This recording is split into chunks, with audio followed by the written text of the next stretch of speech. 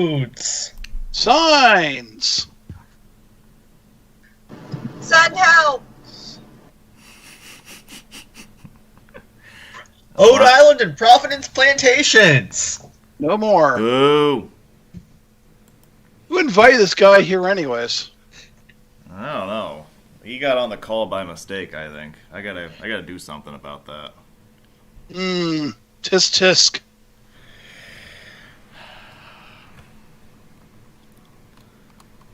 Oh, you better believe it. It's another Saturday. We made it. All right. We made it to the weekend. I had to be dragged across the finish line myself, but I made it. Looks like we made it.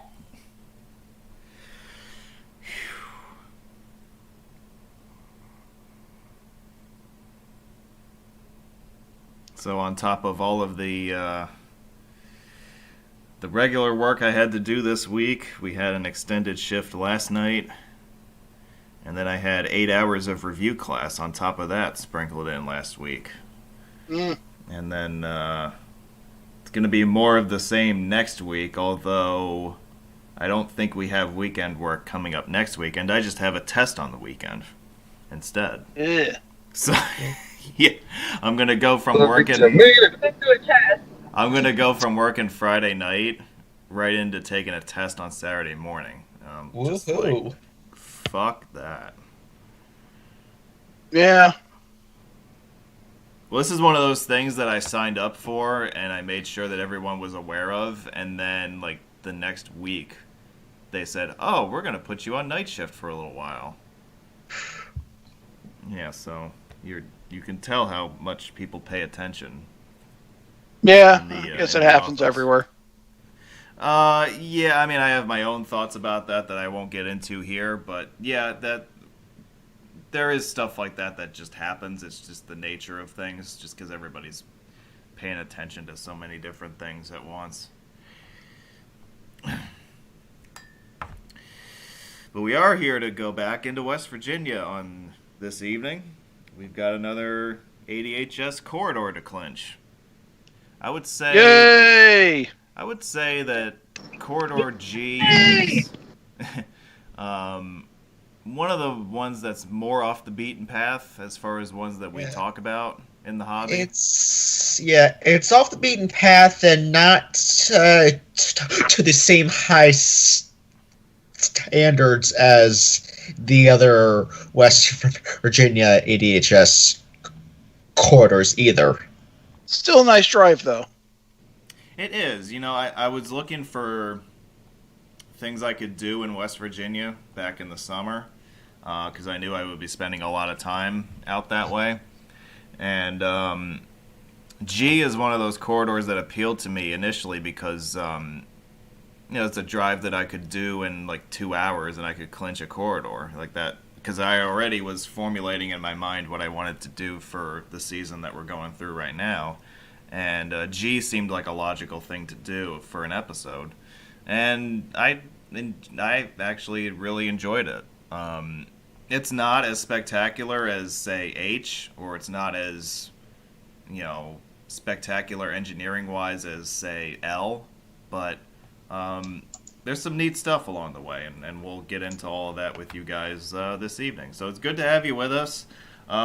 We have Doug, Josh, and Laura joining us tonight. Greetings and salutations, everyone. Yo, yo. Woo! Yay! Greetings from the Empty Roads crew. The Empty Roads crew is actually on the road right now. Is that right? That is correct. We are in Delaware. See, I like these guys. Why can't we have them on every week? They know what's up. They're hanging out in the best state in the union right now. We are the first state. That's right. It's good being first. Isn't it the Diamond State? I think there are a couple different nicknames for it, but the first state is the one that's the most memorable, I think. It is tax-free Delaware. It is. That's a perk for it also. All right, real quick disclaimer. We're back by our tax-free going here. Yeah. Real quick disclaimer here, this program will not feature any content from the roads, bridges, or toll agencies around the state of Rhode Island. I know you guys are really disappointed to hear that, so if you don't like the fact that I'm not going to be bringing that up in this program, please click away right now. Otherwise, if you're here to look at West Virginia, you've come to the right place, but we will not be focusing on Rhode Island stuff tonight. Okay? Now that disclaimer is out of the way, announcements, starting with this program tonight, which is being broadcast live from Wiz headquarters in New York State, is being brought to you by the number 119 and the letter G. See, there's Elmo in the lower right. See, he knows what's up. You see where we are on the schedule in the lower left. Hey, look, we're in the last quarter of the season. Can you believe that? All right. Yeah. Yay. We're in the sunny days are here again. Well, not quite, but we're getting there. That's true. I live in upstate New York. It'll be sunny. It'll be cloudy from now until the time season 3 starts. Well, yeah, hopefully that's still a while, but yeah. So you see where we're at. You see this is the stretch run of the season, right? Where we separate the contenders from the pretenders. And our Super Bowl event is going to be held on March 20th. You see it there at the bottom of your screen. It's going to incorporate, hopefully, a wide variety of characters that you've come to get to meet in the past year on these live programs. I already have verbal interest from a few guys who are going to stop by at some point during the show. So this will be a neat little way to wrap things up, and it'll be a nice little reunion for everybody who ever took part in the Roadway Wiz live experience over the past year. So I'm really excited for that. Oh, and by the way, I get to talk about Delaware all day, so there's that too. Yay, Delaware! Woohoo! Doug, what are you working on right now? I just published an article on the Comstock Covered Bridge, not in Delaware. It's actually in Connecticut. It is actually one of the few covered bridges in Connecticut. However, speaking of Delaware, I did put up a podcast, basically that was about my road trip last weekend, which was in South Jersey and even Delaware. That's right. Yeah. Yes. And I do encourage anyone who wants to listen to the podcast, anchor.fm/GlobalNation, or you know what, if you're interested, start your own podcast. We'd like to hear other people have podcasts about roads too. Only if you have me on as a guest. Yeah, that would be workable. Yeah. Speaking of podcasts, I actually did not put out an episode on Friday, as has been typical. However, I am working on something. Yeah, this has been one of those weeks. Yeah, it happens. But I am working on something that I'm gonna hopefully record in full tomorrow, and I'm gonna try my best to put it up tomorrow night, because it is pretty relevant to the hobby and this time of year too. So I'm looking forward to getting into the subject matter of that episode with you guys. It is going to involve a guest contributor, so there's that too. You have that to look forward to. What else? On the YouTube front, I don't even know what the hell I'm doing on YouTube right now. I actually don't know what I've been uploading the past few days, because I have not been looking at the channel, other than to delete stupid comments. But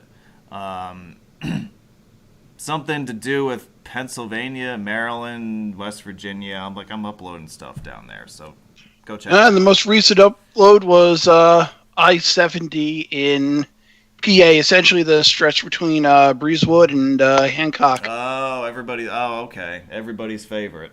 Oh yes, everyone's least favorite section of I-70 in Pennsylvania. You know what the funny part is about a lot of that footage is that that's been sitting away in my drawer for like 2.5 years, just about.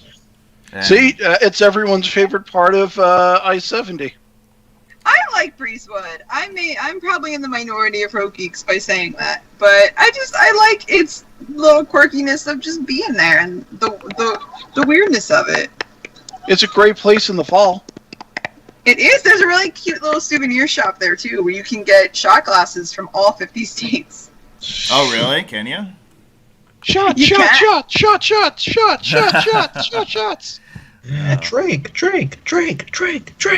And they also have a special room for the Allegheny County sports teams. Boo. Oh, it is the Allegheny realm of Allegheny County, Pennsylvania sports teams. So. Yeah. But that is one thing that everybody on this panel can agree with is the boo. Even though we all have different interests, I think, right? Yeah. So yeah, there's. Oh, hi, Rainey. So here's what I was doing. Yes, you just woke up. Just in time for our stream. Yeah, I mean the Breezewood thing. Look, I mean it's one of those things that.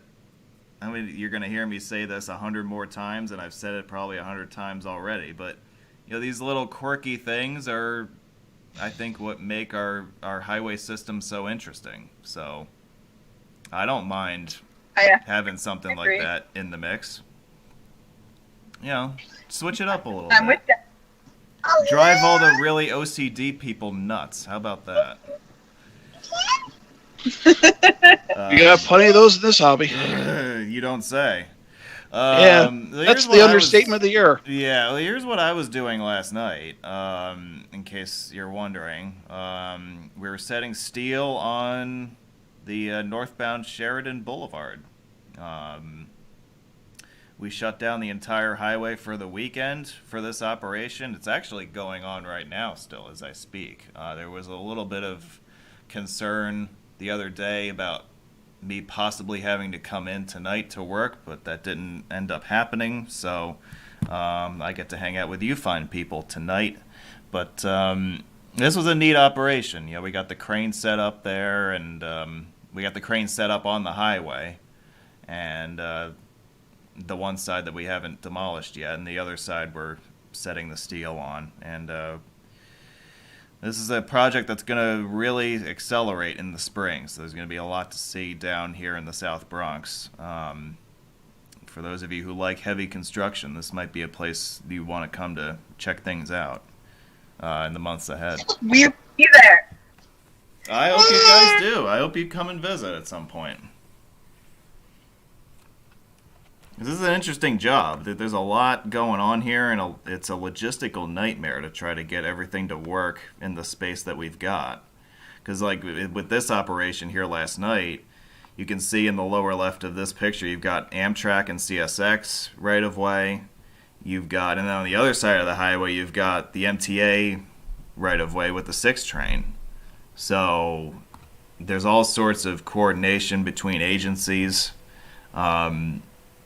There's all sorts of safety hazards, all sorts of just stuff that can keep you up at night if you think about it too much. But no, my understanding is that everything went exactly according to plan. So that's the way we drew it up. And another fine job by the folks at Local 40 Iron Workers out of New York City. They always do a great job.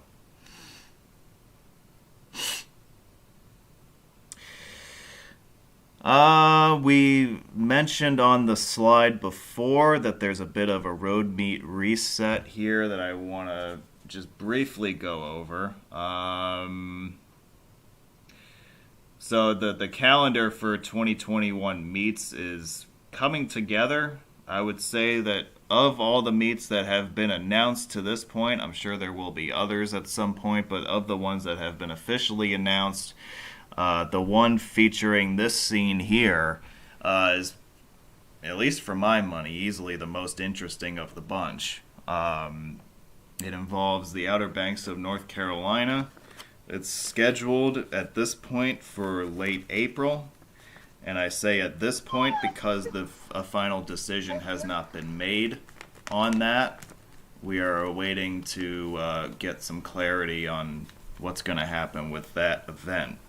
Yeah, my understanding is that there's going to be a decision made in the middle of March. Unless something has changed. Yeah. That was my understanding as well, yeah. I don't know. You know, we'll have to see. It's one of those things that, you know, I want to make sure that I articulate this in the right way. But I am completely for precautions with meats and all that, and right. I also think that we've done a great job this past year of innovating and coming up with new ways to do things that we probably never would have tried had it not been for this past year. You know, like we have done a great job of thinking outside the box as a group. What you're watching right now is very much outside the box. We weren't doing this a year ago. We never even thought of it. A year ago, I was planning to go up to Kingston, Ontario to watch curling in an arena. Yeah. A year ago, I was fresh off of coming home from Arizona. You know, it was a completely different world a year ago. But in the year since then, we've really done a great job of coming up with new ways to do things. And I think one of the things I'm most proud of is that the meets that have gone ahead, by and large, I think have been safe. They've been executed very well. We've had to make changes. Like, for instance, the one that I always think about is Steve's meet that we had back in, July? Whenever the heck his meet was. It was August, and I know this because we couldn't go because Rainey was sick. And we had to quarantine. I mean, she was negative. It was fine, but we still had to, out of precaution. Yeah.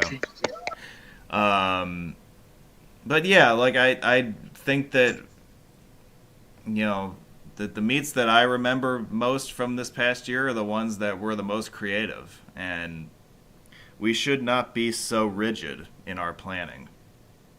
Especially nowadays. Utica! Utica! Yeah. Yeah. So Utica and was it Morris County, New Jersey? Those were the only meets I went to last year, and they were within 2 weeks of each other. Oh, that's right. Yeah. Yeah, quite a short meet season. Right.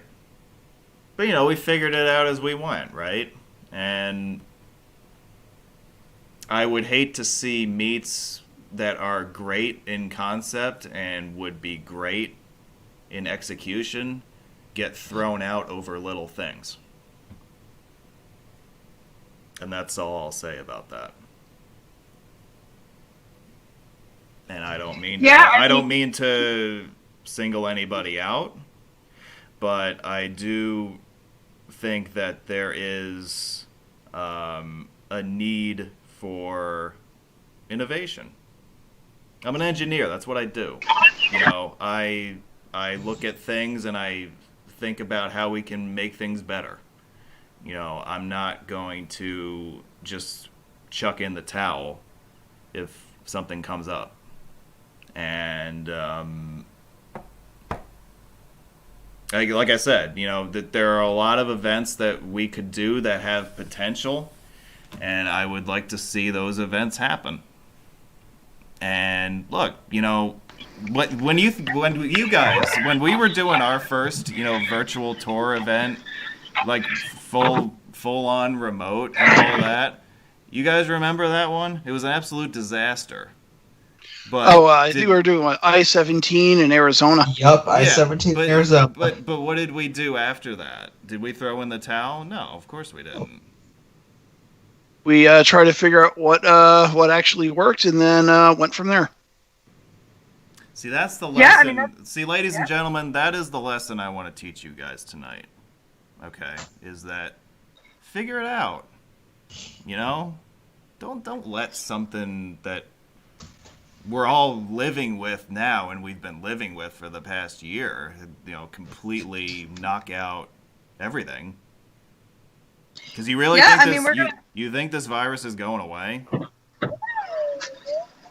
I mean, no, it's not, and that's why we're planning to meet for this summer, and we'll figure out as we go, and as we get closer, how we're gonna do it and what tweaks we'll have to make, and I think that regardless, it's gonna be a good time. That's one reason why we started podcasts.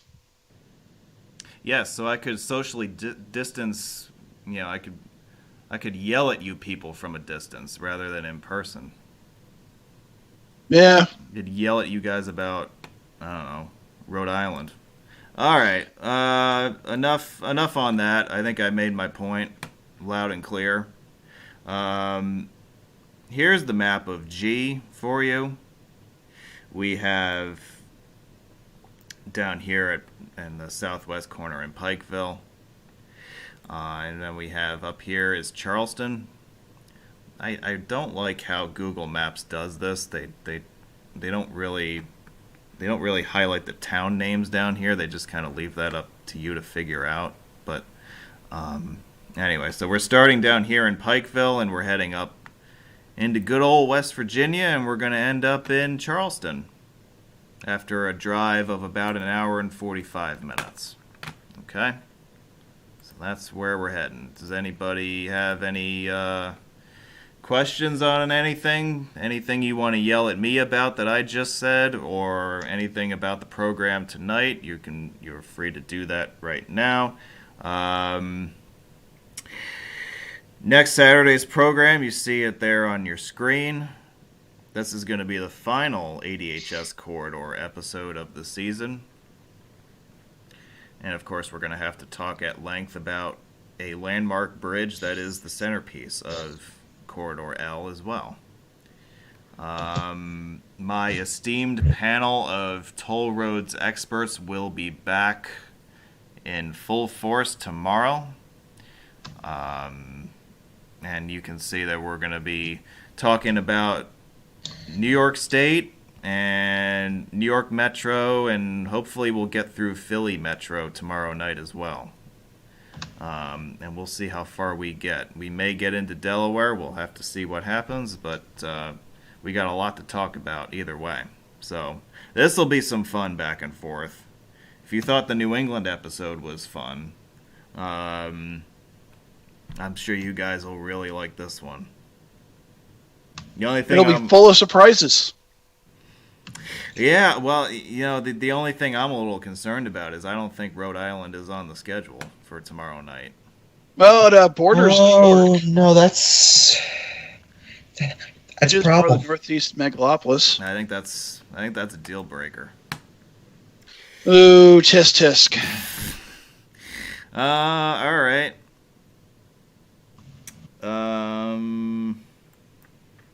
All right, this video is an hour and 43 minutes. We're going to start at the south end of Corridor G near Pikeville, Kentucky. So, welcome aboard. I think we've BS'd enough. Let's get into the real purpose of tonight's show, shall we? Oh, yes, the Hatfields and McCoys. That's the real purpose of tonight's show. I think, yeah. So we're pulling out of a Lowe's parking lot, of all places. This is probably the first virtual tour episode that we've done that features a Lowe's parking lot as the starting point. I'm roughly a aisle south of here along US 23 and US 119 is the Pikeville cut through. It is a very large cut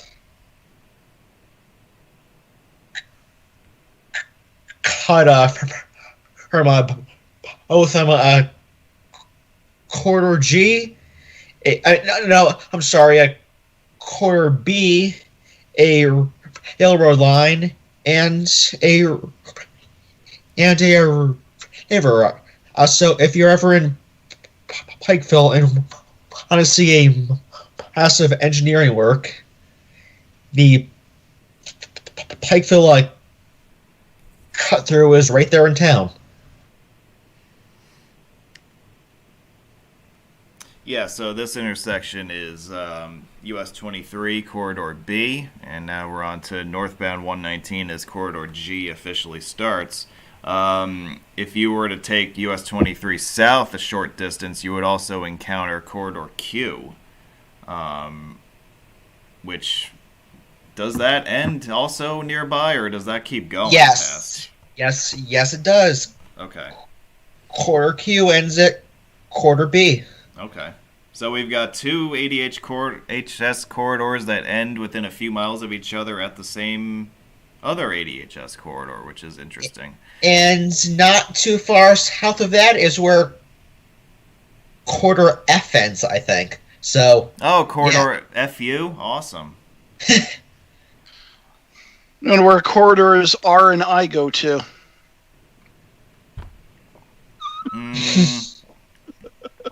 I don't.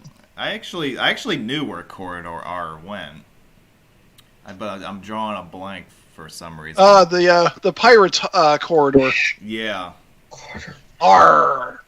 Isn't that in Pennsylvania somewhere? No, that's why we have the internet. It is a series of tubes. Corridor. I'm trying to remember what Corridor R is actually US 460 between Campton and Prestonsburg, Kentucky.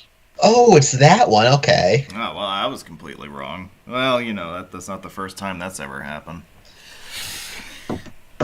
Who wants to give a brief overview of G? I will, because I have it all in my notes. Ooh, see, look at this guy. I like him. He's got notes with him, man. Ladies and gentlemen, don't mess with this guy. Corridor G was constructed in stages between the late 1960s and late 2000s. The first section opened in West Virginia in 1972. The final section opened in Kentucky, a short distance north of our current location, in 2008. In Kentucky, Corridor G mostly either parallels or is built on top of the old alignment of US 19. In West Virginia, it follows an entirely different alignment. And actually, if you can see the sign here for Kentucky Route 1426, that is an old alignment of US 119. That was actually a question I had, so glad I got an answer. Yeah, 1426 is an old alignment of 119, and the section you are about to drive onto is the section that opened in 2008. So, a section after this intersection is the. I'm sorry. After this interchange is the OS stand by far the most modern section on the entire corridor. Yeah, you will see a lot of really interesting rock cuts along the way, especially around interchanges, like the one we're going through right now. That's pretty standard practice for ADHSs. However, because this particular highway is a bit older than a lot of the others, some of these rock cuts are not as obvious anymore because there's vegetation growing along them now. But yeah, this is another really rugged stretch of highway. And one thing I'd like to point out, we're in the heart of the Hatfield and McCoy country, which is, one of the most famous, feuds or family feuds in the country of all time. So basically, the McCoys lived on the Kentucky side, and the Hatfields lived mostly on the West Virginia side of the Tug Fork, which is actually the state border between, West Virginia and Kentucky, for a good deal. Actually, it might be. Yeah, I think it actually makes up the entire border of West Virginia and Kentucky, and essentially, it's there's basically killings and posses and basically court cases that ruled on one side of the family or the other. Basically, it was just a whole big family mess. People died. People went to jail. The Supreme Court was involved at one point. But, since then, they've actually have made up. Apparently, in 2003, in Pikeville, Kentucky, the Hatfields and McCoys, they've reached an official truce. And now they have a Hatfield-McCoy festival, and there's a dinner show in Pigeon Forge, Tennessee, about the Hatfield-McCoy feud.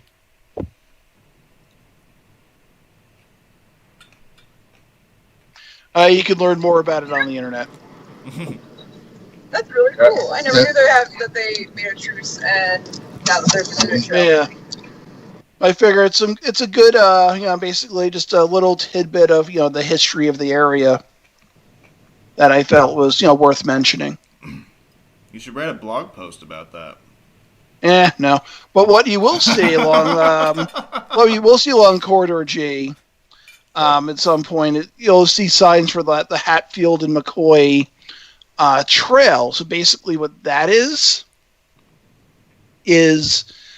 basically it's recreational trails, and there are, I want to say there's about 300 miles of recreational trails that are involved to the Hatfields and McCoy, Hatfield and McCoy trails. That part is mostly in West Virginia, to my understanding. I like how Doug just now was like, yeah, no, that's okay. I think it's actually more than 300. I want to say it's 700. I have the West Virginia map out now. Hit the trails and take an ATV ride across 700 miles of rugged mountain landscape on the Hatfield McCoy trails. And there's actually a website for it, which is trailsheaven.com, and I will actually share that to the chat. Oh yes, that was another thing. I also, basically did read when I went through the Wikipedia article that the Hatfield and McCoy feud actually wound up on Family Feud in 1979. That's cool. Yeah. That's awesome.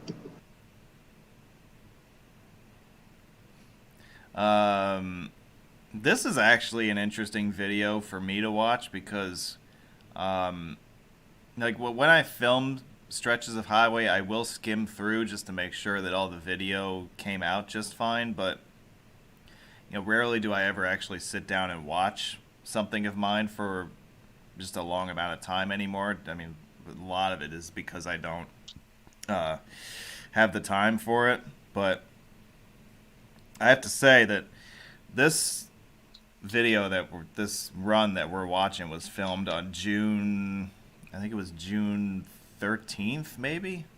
And I have not actually watched it since then. So I'm seeing this stretch that we're watching. I've completely forgotten about how spectacular some of the earthwork was for building this section. You could just see mountain after mountain just blasted to the heavens. That's par for the course in that part of the world. Yeah, I mean, this is the part of the country where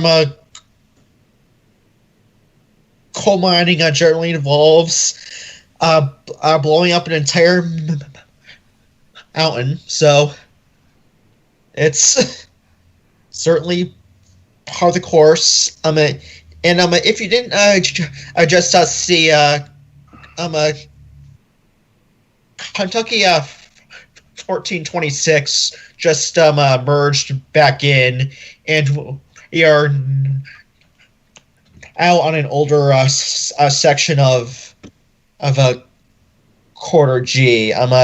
This section here was generally built on top of the original alignment of US 19. It was straightened out quite a bit, obviously, but this was generally the original route.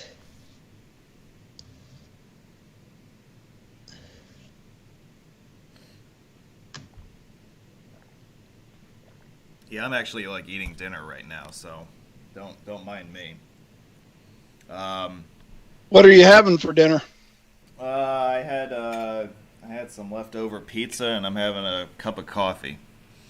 You know, I had the rest of my that's a perfect I had the rest combo. of my roast beef and corned beef sub from DeBella's. Oh, all right. If you've had the Wegman subs, actually they're based the Wegman subs are based off the DeBella subs, like with the bread that they use and everything like that. Oh, it's all about the bread, right? Oh yeah, these are hefty sandwiches, and they're very tasty.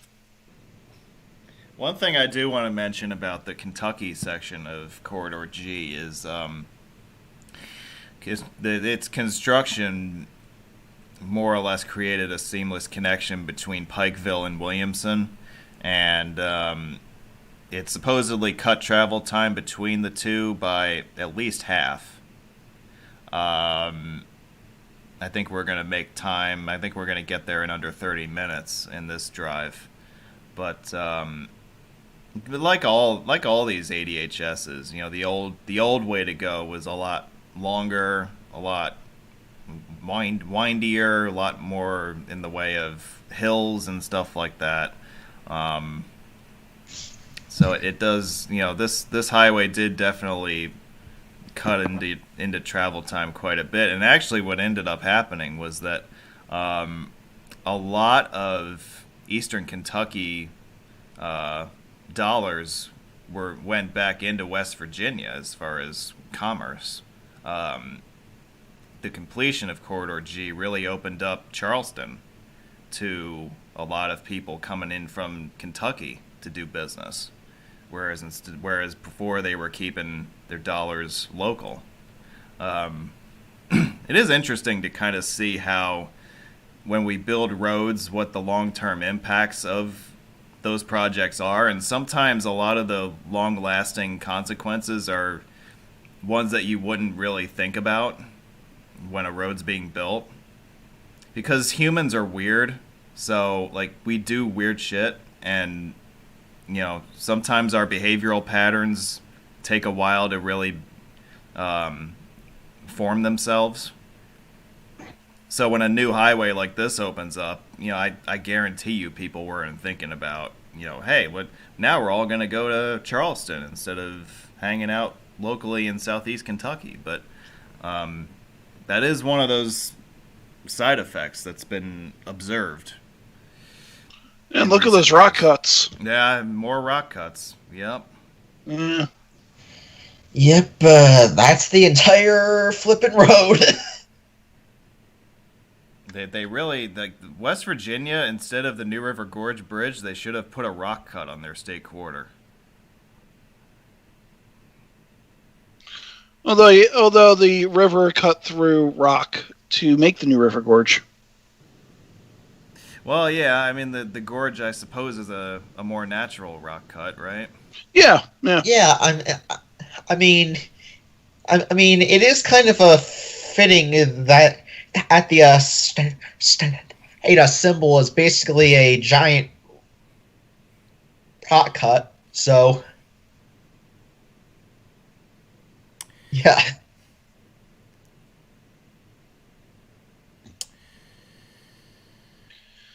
Yeah, so we have here basically more rock cuts, but I think the exit we passed by was for Sydney. So actually, when I'm looking at the map, we're going to be passing near Canada soon.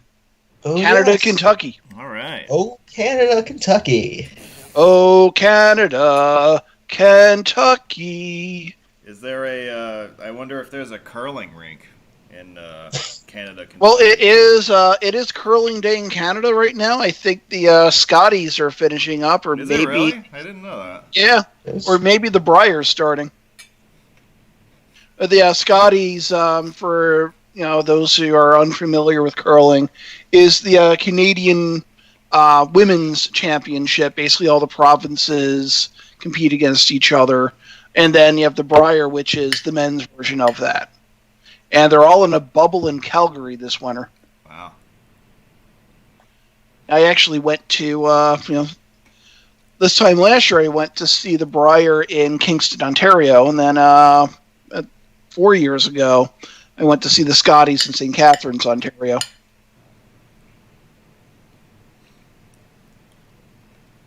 So curling is a thing that I enjoy watching and doing too, playing. Yes.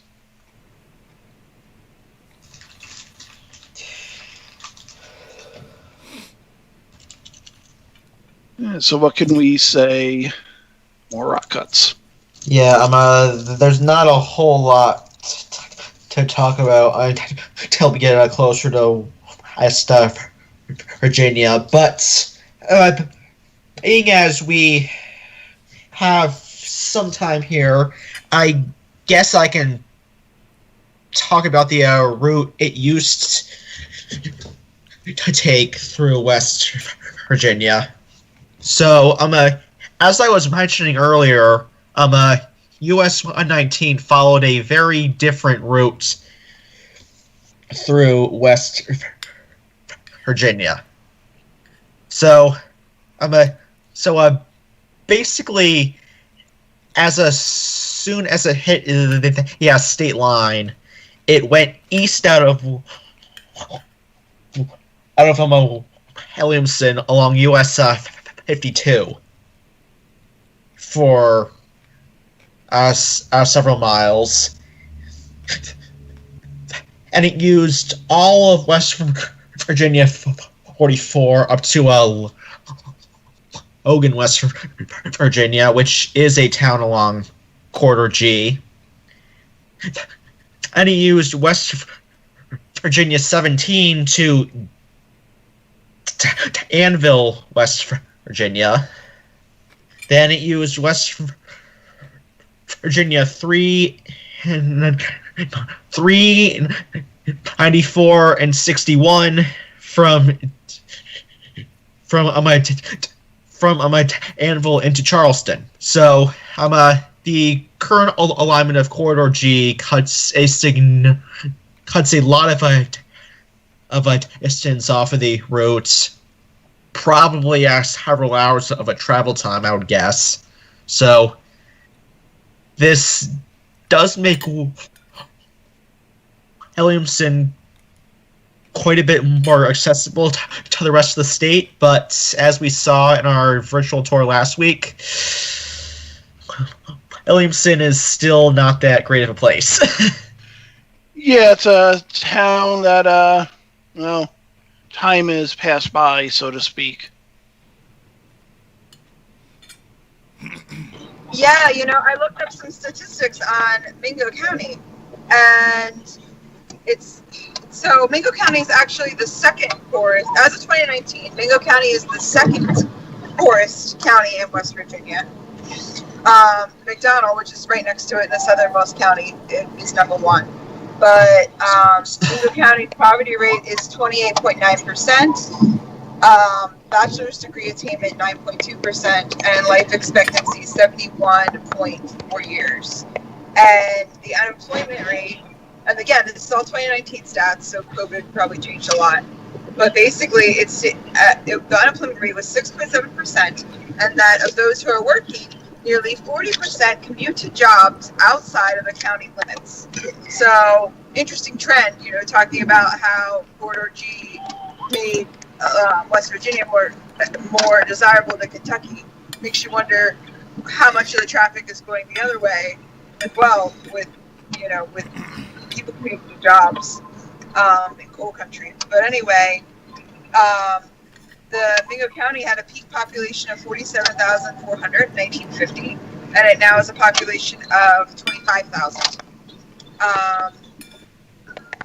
I mentioned in a previous episode about belonging to two different churches that had done service work down in Warncliffe and down in Mingo County, and I think a lot of that is because of Mingo being one of the worst counties in the state, and there being some partnerships with some of these some of those richer folks up in Maryland, and trying to help out.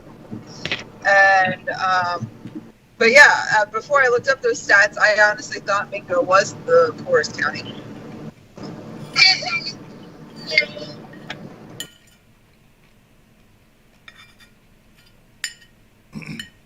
Right now we are near Huddy, Kentucky is our heading into Belfry, Kentucky, which is, as far as I understand, just a place on the map. But there is a Hatfield-McCoy Power Sports that'll be coming up in the left. It said it is a very prominent name in the area.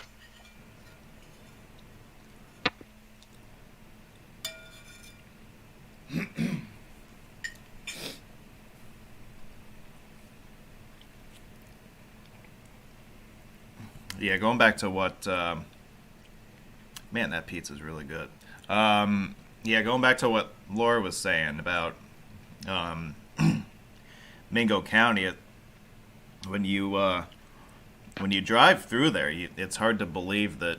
Like, it is believable that would be, like, the poorest county in the state, and it's hard to believe that there's some place that's actually statistically worse than that. But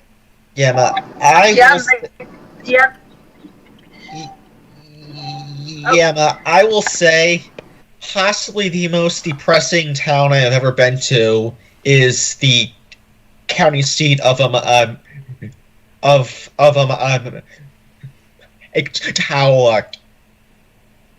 County. So yeah, McDowell County's bad up there too. So Which, I want to say it's at what Welch, I believe. Yeah, Welch. Okay, yeah. Welch is very depressing. It's actually lost 80% of its population from its peak, which is unbelievable. That it had nearly 100,000 people in 1950 and now has only 20,000. And that in the last 5 years, it's shrunk by 10.3%. Yeah. Well, that's one of those places, if you can get out, you do. Get out. Yeah, I mean, at least make it up to Beckley and have fun at a rest area. Yeah. Paging Adam. I think that's why that statistic for a bachelor's degree is so low. Is that I think once people leave to go to WVU or any other school, they just don't come back. Yeah, that's a problem in several areas. It's not just in West Virginia. It's all throughout. It's all throughout Appalachia, and we have had the same problem in the hospital as well. Yeah. People go to college, and they never go back. Yeah, my dad is a product of the Rust Belt and Appalachia. I mean, Corridor T ends in Binghamton, so yep. It's kind of an interesting crossroads between those two, ideas. But he is a proud evacuee of Binghamton. He left, and that's probably the best decision he ever made. But yeah, I mean, the story repeats itself. It's not just a West Virginia problem. It's a regional problem all across Appalachia and across the Great Lakes as well. And politicians have been country. Politicians have been trying to figure out what to do with Appalachia and the Rust Belt for decades, and they still haven't figured it out. They'll be figuring it out long after we're gone. Well, if they ever do. People migrate, and politics migrates, and we're seeing new places spring up where people want to go, and in 50 to 100 years there will be someplace else that's hot and new. So that's kind of how civilization works. But we just entered West Virginia for the first time. Hooray! Yay!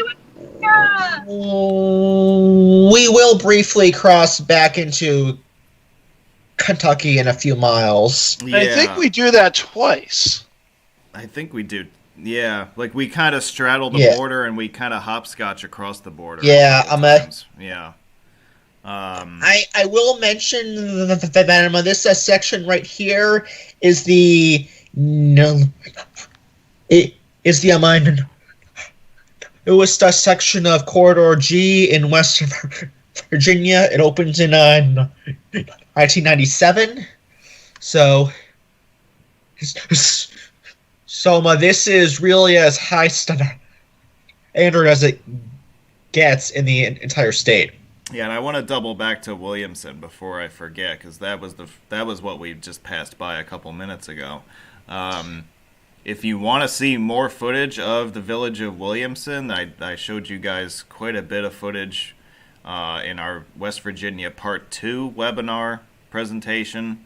I definitely encourage you check that out if you haven't already done so. You get to see what it's like to drive US 52 through town, which is not exactly the easiest feat in the world. But yeah, we are proceeding roughly northwesterly right now. We've picked up US 52 along the way here for a little bit, and we are kind of along the state line between West Virginia and Kentucky. We're about to cross back into Kentucky right here. Boo. So we are in Kentucky now. Yeah, the river is the state line, right? It is. Yeah. Yeah, so I'm wondering, basically, if it was easier just to basically cross the river a few times as opposed to keeping the road on one side of the river through the area instead. Oh, almost certainly. Oh yeah, definitely.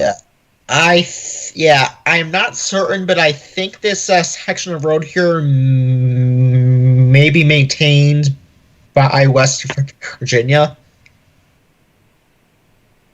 Yeah, there's got to be some sort of agreement between the two states. Yep. But it's kind of like, I-684 in New York. Yeah.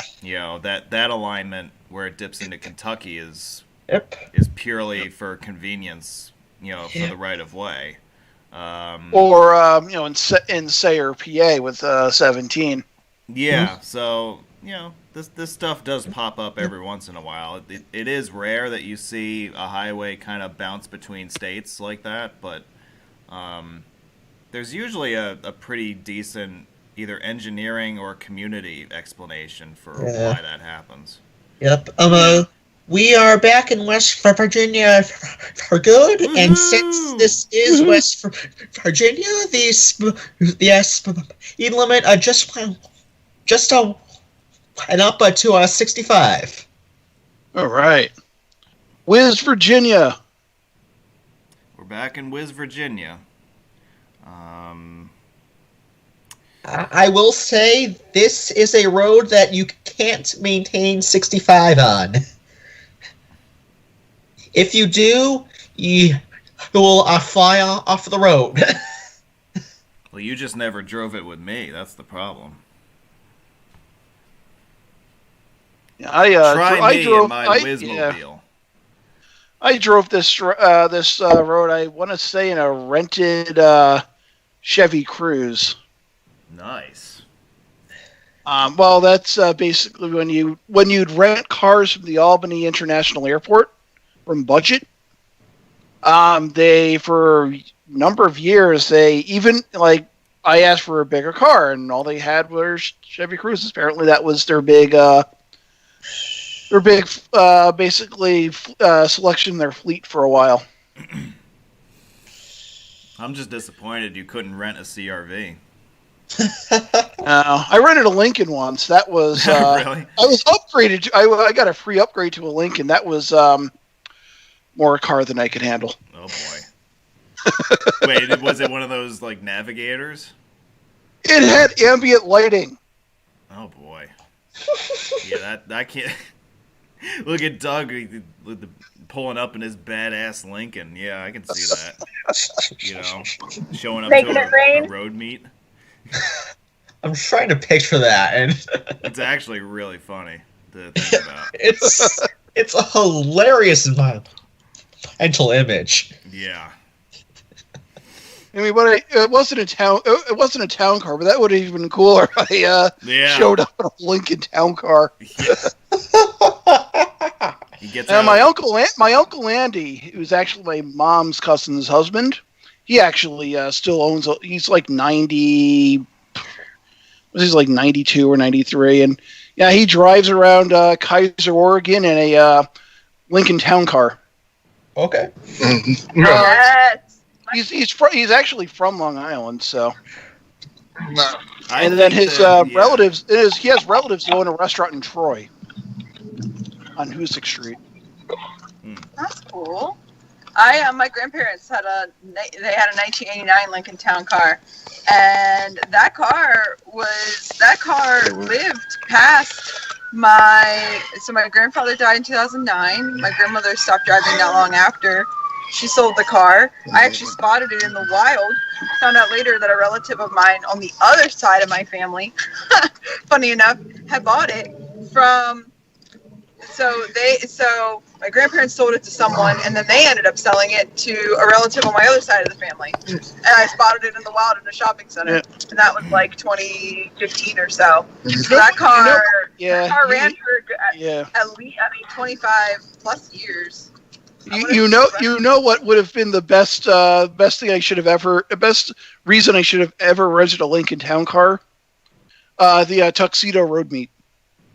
Yeah, see, I am all in favor of Doug showing up at the next road meet, driving a Lincoln Town car and getting out, and he's wearing a suit with sunglasses. I think we need to make that happen.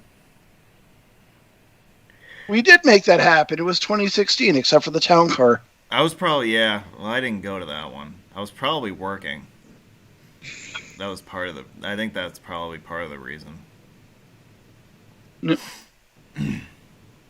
I also hear you outran the cops a few minutes ago. Yeah, what's going on over there, Laura? You guys like in a high-speed pursuit over there? Because we heard sirens coming from somewhere. I don't know who it was. It wasn't me. Yeah. I actually don't know. Funny enough, because It's an ambulance. I was. Was it an ambulance? Ambulance going the other way. Yep. Oh, ambulance going the other way. No, Oh. at the time I was looking around behind Reenie's car seat because she chucked her milk.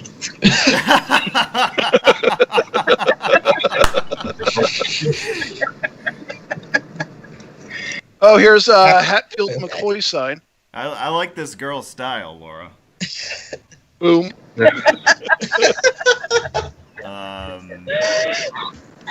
Yeah, because we heard the sirens going off, and we were like, wait, are these guys like in a Smokey and the Bandit reenactment right now? Trying to protect like, jeez. 4 miles to go, good buddy. Yeah. Oh, man. I do want to mention before we get too far north that we did pass the split for 119 and 52 a few minutes ago. 52 proceeds generally north by northwest. Hey, that's another great movie, by the way. In the direction of Huntington. that is largely intended to be replaced by a 4-lane highway similar in construction to ADHS standards, known as the Tolja Highway. Eventually. I don't know. It's on planning maps. Is it going to happen in our lifetime to the fullest? I doubt it, but it is on the planning maps. We did talk about that last week as well.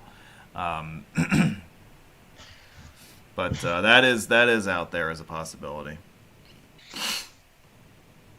I think right in this general area, as we approach West Virginia 65, this is where actually the Tolja is supposed to take off from. And where that whole Tolja-King Cole Corridor G junction is supposed to happen. I think it's right in this general area. Yeah, so somewhere around here. Yeah. So, someday we'll have US 119 and US 52 coming together here, and also we'll be coming together with I-73 and 74 right here, too. Sorry, Williamson. Yeah. Yeah. It's a section here that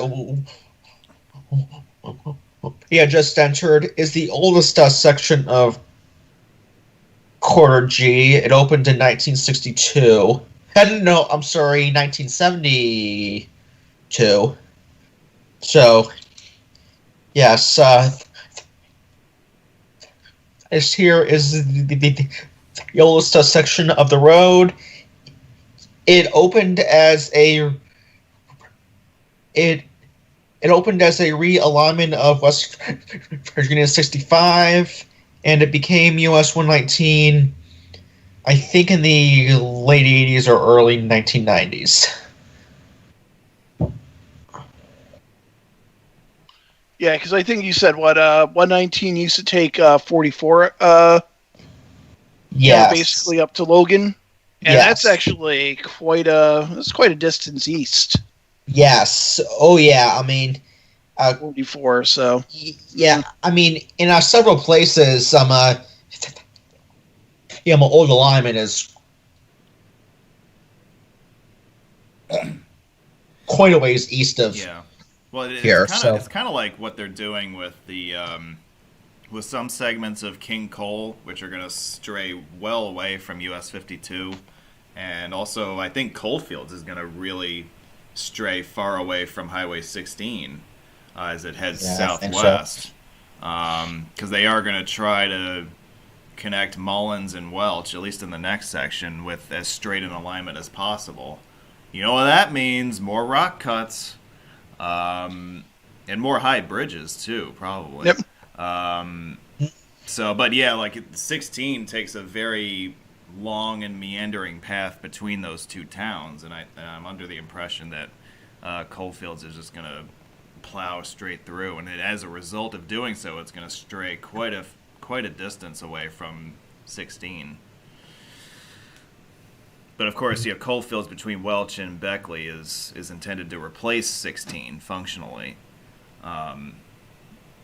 So it is interesting that, and again, this is largely due to the geography, but you're building a replacement highway that's significantly far away from the original route, which is interesting.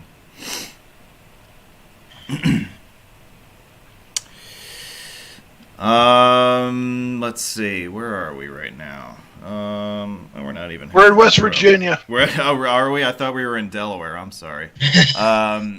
Yeah. I thought we were in Virginia. Yeah. I think we're around Myrtle, West Virginia. Yeah, we're somewhere near Earl right now. Yeah, so see, if I had kept my mouth shut for 30 seconds, we would have passed that sign. I would have said, "Oh, we're like 15 minutes from Logan." Okay. Now I know where I am. Yeah, so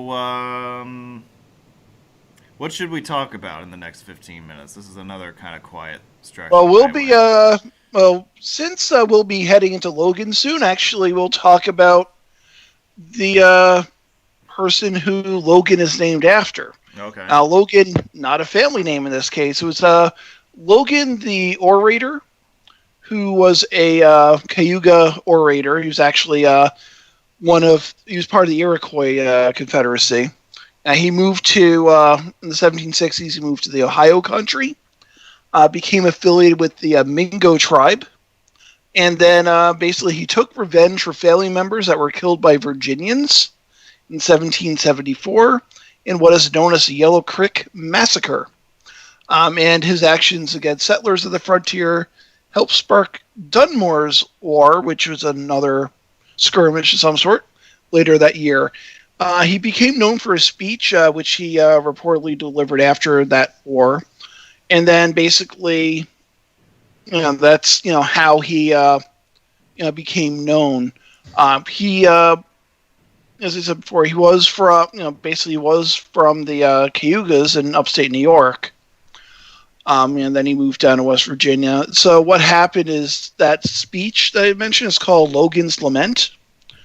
And basically says, according to tradition, he refused to attend negotiations that were led to a peace treaty between basically the Ohio Indians and Dunmore's army. And Dunmore was he was a Scotsman. Basically, the fourth Earl of Dunmore, a gentleman by the name of John Murray. And he was actually the governor of he was the colonial governor of Virginia at the time. So that's another thing to throw out there. But, basically, he didn't attend that negotiation. He made a speech that became legendary. And I'll read that speech to you. It says, "I appeal to any white man to say, if ye have ever entered Logan's cabin hungry, and he gave him not meat, if he ever came cold and naked, and he clothed him not. During the course of the last long and bloody war, Logan remained idle in his cabin, an advocate for peace. Such was my love for the whites, that my countrymen pointed as they passed and said, 'Logan is a friend of the white men.' I've even thought to live with you, but for the injuries of one man, Colonel Cresap, the last spring in cold blood and unprovoked, murdered all the relations of Logan, not even sparing my women and children. There runs not a drop of my blood in the veins of any living creature. This is called to me for revenge. I have sought it. I have killed many. I have fully glutted my vengeance. For my country, I rejoice at the beams of peace. But do not harbor a thought that is mine is the joy of fear. Logan never felt fear. He will not turn on his heel to save his life. Who is there to mourn for Logan? Not one." And this speech was printed in colonial newspapers. And in 1782, Thomas Jefferson reprinted it in his book, Notes on the State of Virginia. The American elm tree in Pikeville County, Ohio, under which Logan was said to have given the speech, became known as the Logan elm, and it grew to great size before dying in 1964. And then, as we said, Logan County, which is the county in West Virginia we're going through, was named after Chief Logan. Its county seat, Logan, West Virginia, also named for him. And there is also a park, a state park, which is actually just to the east of US 119 and just north of Logan, called Chief Logan State Park. It has an amphitheater, museum. It's probably one of West Virginia's bigger parks. I did not really get much information on that. And then also to just give you a little bit more information about, basically Logan, since we'll be passing through Logan soon. It was also the Battle of Blair Mountain took place there in 1921, which was one of the largest armed uprisings in U.S. history. And what the Battle of Blair Mountain was, it was a labor uprising between coal miners and the coal mining unions, and then you had basically the local sheriff's office, the West Virginia State Police, and the West Virginia National Guard was involved in this battle where there's actually 10,000 armed coal miners that confronted 3,000 lawmen and strike breakers, which were known as the Logan Defenders. So that was basically an interesting footnote. I actually have not read about that, but is actually something I'll want to read about more. And then the other thing with Logan is that it is home of, home of Leanne Parsley, who was a Winter Olympic skeleton racing silver medalist. I did not think I would see that. The patriarch of the Hatfield family during the famous Hatfield-McCoy feud, going back to that, Devil Lance Hatfield, he was from Logan. And Jack Dempsey, the famous heavyweight boxing champion, he was also from Logan, West Virginia. Oh, all right. Cool. Yeah. See, this is so why I learned quite a bit about Logan just now. See, this is why it's so cool having you guys on the show, because you guys bring stuff to my attention all the time that I never would think about. Yeah. That whole thing with the labor uprising, that I've never heard of that. Yeah, that's something I'm gonna go back and read when I have a few spare moments. I'll just read the Wikipedia article and get a little bit more. But that's one thing which I enjoy bringing to these virtual tours is basically, and this also true with basically places I visit, places I drive to. What else is there in the area? Basically what makes this place that I'm visiting. Basically what's its story, and basically we say in Gribble Nation every road has a story. Basically every town has a story too. So yeah, I still haven't quite evolved into that level of depth with my journeys. At least as far as the towns are concerned. The road stuff interests me, obviously, but I haven't got down to actually paying a whole lot of attention to all the stuff that I've passed by. Although I kind of got into that a little bit more last winter. With the New Mexico and Arizona stuff that I saw, I found that stuff to be really neat. Yeah, I know you had posted a couple of blog articles about some of the towns that you had visited, Lordsburg, New Mexico, and Wilcox, Arizona. Yeah, I really like that stuff, and I probably in the future should try to do more of that, because I found that was a lot more enjoyable than I was expecting. Yeah, writing up those little profiles on those towns that I've. Yeah, because you'll never know what you find. Yeah, like these little towns that you pass them on the highway and most of the time people just it never occurs to them what's there. Yeah. But that stuff really appeals to me now. So we'll have to see what I can do. And the other thing too is whenever I write these articles, it's like I'll do my research and it's like, okay, I'm like, basically if I ever get the chance, I need to go back and see this, that, and the other thing. So I've discovered there's so much I miss with some of the journeys just by driving on the roads, the towns and basically the mountaintops and the hills and hollers. Yeah. This is West Virginia. Basically have something interesting to tell us as well. But speaking of Logan, we are heading into Logan right now. Yeah, here we are.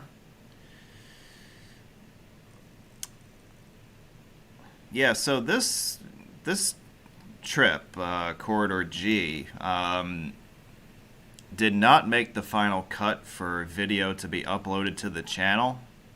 At least, not anytime soon. I decided to focus all my attention on interstates and other stuff like that. I mean, I think I uploaded everything with H, for instance, and E was I-68. That's been on the channel for a while already, but G is one of those corridors that was traveled in full, yet you won't see this video on YouTube. You won't see it anywhere else. You'll just see it here on this episode. So, and you'll have to hear us blabbing. You will, unless you want to just mute us. I mean, I don't give a shit. Yeah, mute it and then put on Eminem instead. Yeah. Yeah. Actually, I did that with the I-75 Toledo to Saginaw Drive. Once I got to Detroit, I put on the, I think it was the Slim Shady LP or something like that. One of its first big one. Yeah. And that had a nice, that actually worked, that blended very well. Oh, yeah. Yeah. I could hear about a retarded kid named Greg or something like that, or some fat kid named D'Angelo Bailey that beat up Eminem. Jeez. Or Eminem talking about people that were, basically drowning their wife or something like that. Some nice family radio there.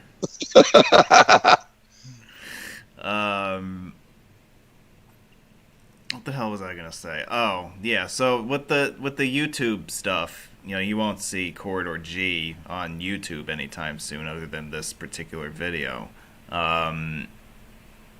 Just because a lot of my intent behind uploads recently has been to basically clinch highways or finish off coverage of highways. So now that it's kind of coming back to me. Hey, this is a nice view right here. Like highways like I-66, I finally got around to finishing. 70, there's a lot that I'm gonna put up soon. I'm gonna finish 79, 83, 78. This is a good time to kind of go back and finish out some loose ends that have kind of been hanging out there for a while. So we're going to get that done here in the next few weeks, I think. Plowing through the backlog. Yeah, well, I'm trying to make some progress on it. I think I still got a big backlog, though, because remember, besides the West Virginia stuff, there's also the Michigan stuff hanging out there, too, that I got to get around to. So, I don't know. We'll see. I have enough uploads scheduled to get me through early April, and then we'll see what I decide to do from there. But Michigan's a possibility. There are also other options too. But let's see here. Yeah, so we're about at the halfway point of today's video and the halfway point of Corridor G as we pass north of Logan. If you're joining us late, it's great to have you with us. Give us a shout in the live chat, and if you got any questions about Corridor G, my expert panel here of Doug, Josh, and Smokey and the Bandit will do the best we can to help you guys out. Oh, and if you've liked watching this video, give it a like. Like, subscribe, all that stuff. I'm sure you guys have already done that anyway, but... Tell your friends. Tell your friends. Tell your friends. Tell me lies. Tell me sweet little lies. Do.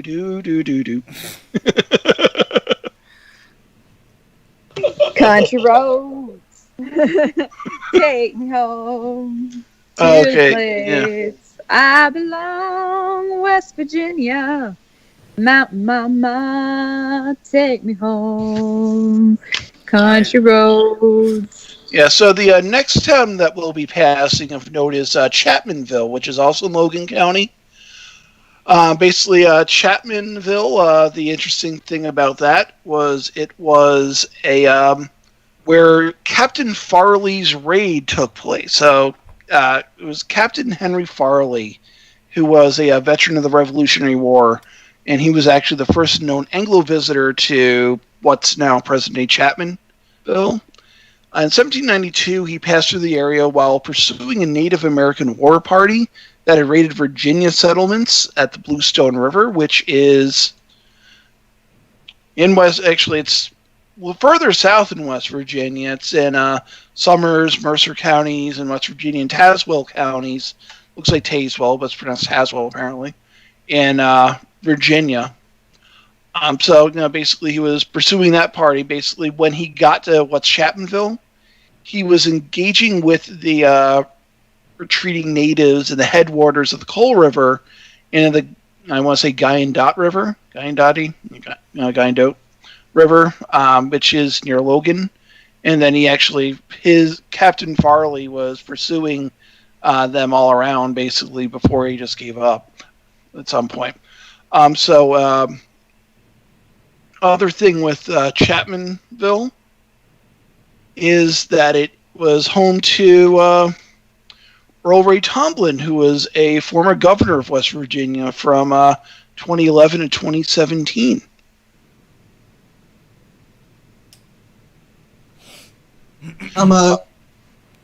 And one other thing, too, I want to point out, is that apparently there's a legend that persists that a Union payroll of gold coins is buried on the west side of the river in Chapmanville. So I hope you brought your metal detector and a shovel.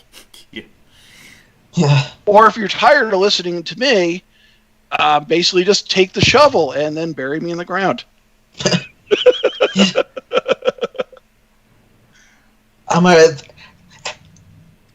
Oh, hey, It's a Josh. section.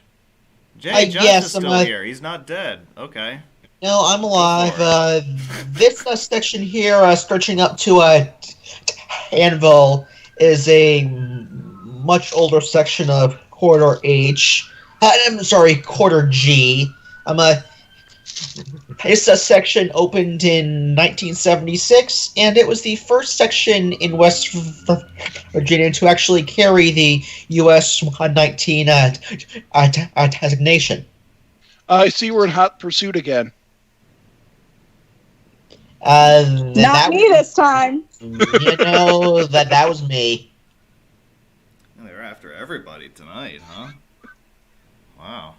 Wee. Who's smuggling 400 cases of Coors this time, huh? What are you guys up to? Nothing? You got that's a Smokey and the Bandit reference. Yeah. Never mind. Whatever. Well, I mean, there was a point when getting Coors east of the Mississippi was a big deal. It was. Well, that was part of the whole joke in the movie, yeah. That was part of the point of it, yeah. I love those booze laws from the 1960s and 70s, you know, all that really outdated crap. Yeah. Yeah. This country has a weird history with alcohol, if you think about it. You know. Oh yeah, it does. And it's all this craziness where in some places it's county by county, the rules that are different. Yeah. I know in New York we have a few dry towns. Yes, we do. Yeah. I think now there are dry towns, yeah.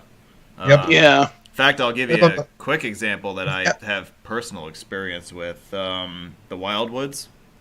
Up until very recently, like up until a couple of years ago, alcohol was legal to be sold in North Wildwood and Wildwood, except on the boardwalk. You had liquor licenses were not permitted on the boardwalk. They changed the law, I think, a couple of years ago, to allow a certain number of them. Yep. But you go the next town down in Wildwood, Crest, that's a dry town. Yeah. Or, since you're basically talking about the Jersey Shore, you have Ocean City, New Jersey, which is a dry town, but apparently is ranked as New Jersey's drunkest city. Yeah. Apparently they have a liquor store just on the other side of the bridge that everyone goes to. Summers Point, I think, is where everybody goes. Yeah. Yeah. I was actually there. I was there last Saturday. Yeah. Yeah, that is interesting. Yeah. But yeah, it's an example of how there are still towns out there that have these archaic laws about alcohol that have never really been updated. Until very, very recently, there was a dry town actually not too far from Ogdeneye. Argyle, New York. Argyle, yes. Argyle went. Yep, Argyle stopped being dry, I think, last year. So, Oh, okay. so here's the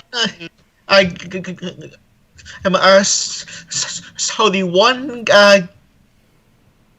gas station in town is now allowed to sell beer to anyone who wants it.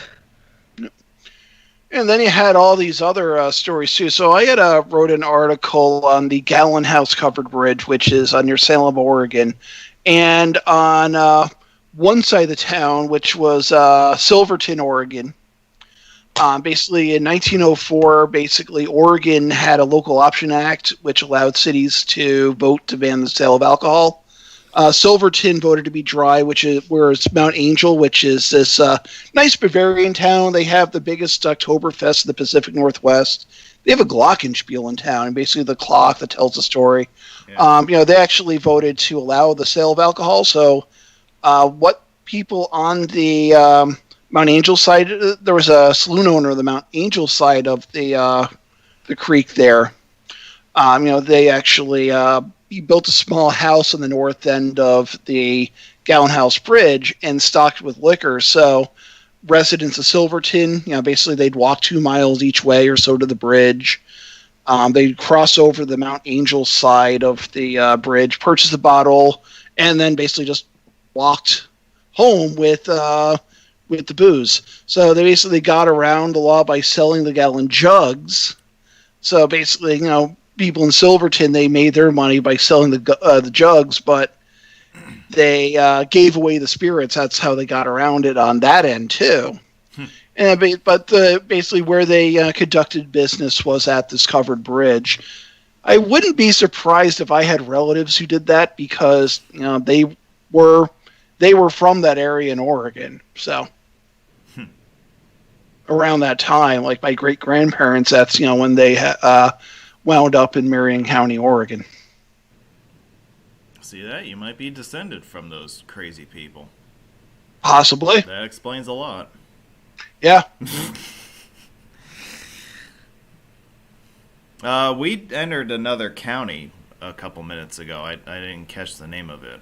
What are we, in Boone County now? Yes, we are.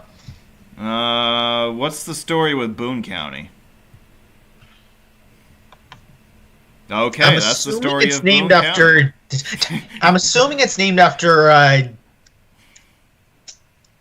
Daniel Boone. It is named after Daniel Boone. I actually just brought up the Wikipedia article on that. So its county seat is Madison, and its leading industries and products in Boone County include coal, of course. Lumber, I have a question real quick. Are there any counties in West Virginia where the top industry is not coal? A probably few Berkeley. in the northwestern border, but outside of that, maybe Berkeley County. All right, yeah, Berkeley makes sense. yeah, I mean, Yeah. northwest and the eastern Yeah. panhandle aren't coal. Well, they also have lumber, old natty gas, like natural gas, tobacco, and strawberries. One noticeable omission I saw was tobacco. If you remember the Simpsons episode where the tomatoes were crossbred with tobacco, they made tobacco. But what happened is that in Boone County, basically there was a mine disaster in 2006. Actually, there were 2 fatal mining accidents that occurred in the communities of Unita and Wharton in Boone County. And with the addition of the Sago mine disaster and the Aracoma Alma mine disaster, it caused Joe Manchin, who the senator now, he was a governor of West Virginia at the time, to close all of West Virginia's mine in a mine safety stand-down. So, as I said, the county seat is Madison, which we will, pass nearby. Madison, it's actually right next to Danville, West Virginia. So with Madison, let me tell you a little bit about that, if there is anything about it. Not really. It's the gateway to the coalfields. Okay. It was it occupied a strategic place during the mine wars. Remember that mining, basically that armed uprising I was talking about down near Logan? Yeah. So this was actually something was going on around that time as well, and they called it the Mine Wars. So it was part of the Battle of Blair Mountain. So the miners twice rallied at the town ballpark in August 1921 to consider whether to continue their march to neighboring Logan and Mingo counties. So thousands of armed archers passed through the town and surrounding region on their way to and from the fighting at Blair Mountain, which is what I had mentioned before. And let me see if I have anything about Danville, West Virginia, because we'll be going through that area as well. Not really. There is a folk musician who wrote a song about he called Danville Girl, and it's a fellow by the name of Doc Boggs. I never heard of him before. Hello. But it says, well, I got off at Danville, got stuck with the Danville girl. You bet your life she's out of sight. She wore those Danville curls. Alrighty. That's, yeah. I would have to read more about that because I've never heard this song or the guy before in my life.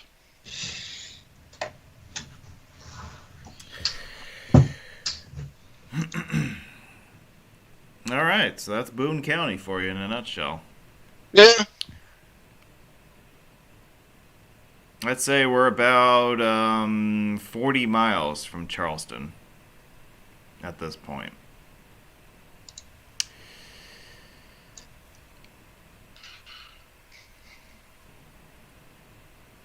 I wonder what Smokey and the Bandit are up to right now.